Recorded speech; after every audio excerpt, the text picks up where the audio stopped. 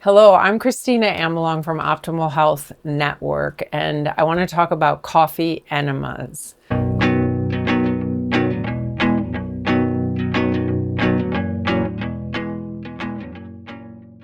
Coffee enemas have been around for a very, very long time, over 100 years. They were popularized by Dr. Max Gerson, who introduced them to his clients in the early 1900s.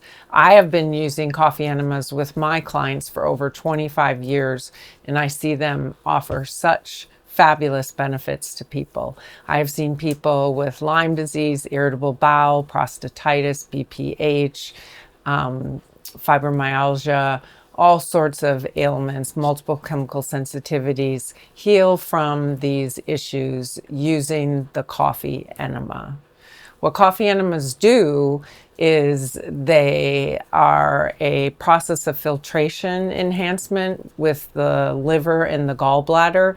Most of the blood runs through the liver every 3 minutes. So when you're holding this coffee enema for 12 to 15 minutes, it's a form of dialysis actually, where you're supporting the liver to cleanse the blood from toxins. Also, it helps the liver produce more bile, which is then stored in the gallbladder and dumped in the small intestines to, again, facilitate the process of detoxification that comes through eating healthy fats. Also, the coffee enema is fabulous at increasing glutathione levels in the body. Glutathione is the master antioxidant that's crucial for optimal detoxification pathways. Important things to know about doing a coffee enema so you get the most benefit out of it.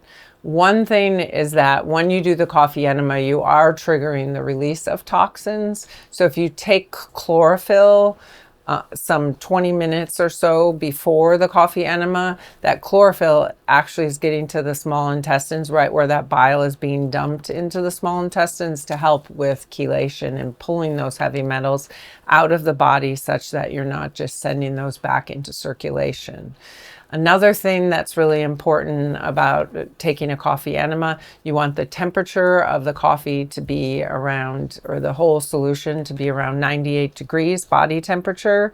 Our recipe that we recommend for coffee enemas is about 1 tablespoon per cup of water. That's a quite strong solution.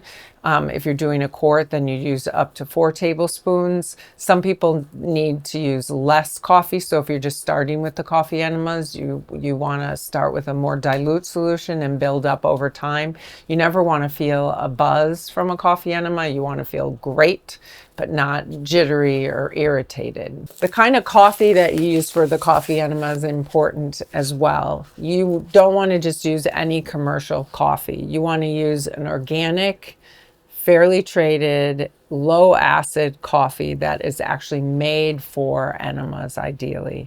You're just going to get a lot more benefit because it's higher in caffeine, higher in palmitates, and it's going to give you a better treatment. So I recommend our Optimal Health Network coffee for that purpose. And if you want to learn more, you can definitely check out my book, 10 Days to Optimal Health. There's lots of information in there about how to do the coffee enema.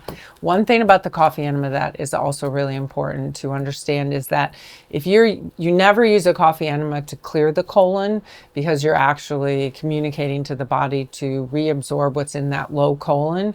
And so you either want to take a coffee enema right after a bowel movement, or you want to do a cleansing enema before. We recommend our whole 3-step enema series process because you're going to get a lot of additional benefits with that coffee enema.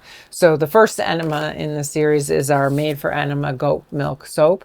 And that is all about clearing the colon, but also giving the body butyrate, which is the main fuel for the mucosal lining to rebuild and repair itself. And that is just going to make your colon that much healthier, clearing the colon using that soap, which has that butyrate in it. And then the second enema in the series, we recommend to replenish the electrolytes. and to add in an essential oil blend that is a prebiotic to help with the microbial population. So the first enema with the made-for-enema soap, you fill and release, and then you do the second enema with the sea salt and the colon cleanse essential blend, and then you move into your coffee enema, and your body is prepared to absorb that coffee, give you that dialysis, raise your glutathione levels, and give you the health benefits that you're looking for. If you want to get even more benefit out of your coffee enema, consider adding essential oils to your coffee. I'd recommend our coffee enema essential oil blend because it raises your glutathione levels even more and also offers other benefits. And then finally, the question is, how often should you do coffee enemas? I know people who do coffee enemas every day, or even Max Gerson was recommending people do coffee enemas 7 times a day. What you want to do is start with once a week to 3 times a week. And as long as you're feeling the same or better after the coffee enema, you can keep doing them as frequently as works for your schedule. If you have any questions or needs around the coffee enema, do reach out to us at Optimal Health Network, and we can help you optimize your coffee enema protocol. Thank you.